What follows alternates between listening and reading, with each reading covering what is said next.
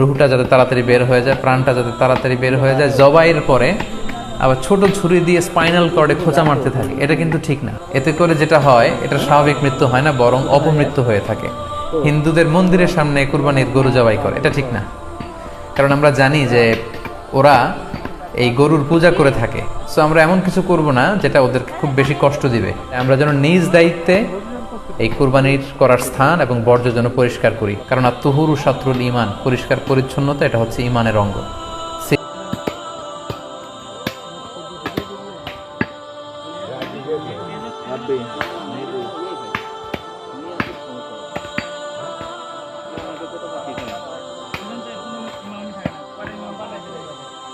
অনুমতি দিল যে আমি 10 মিনিট সময় দেবো, তাই না? 5 মিনিট, হ্যাঁ 5 মিনিট করতে যান, 10 মিনিট হয়ে গেলে কি করবে? যদি কোনো কথাই বলা, তাদের কোনো কথাই ওখানে চলবে।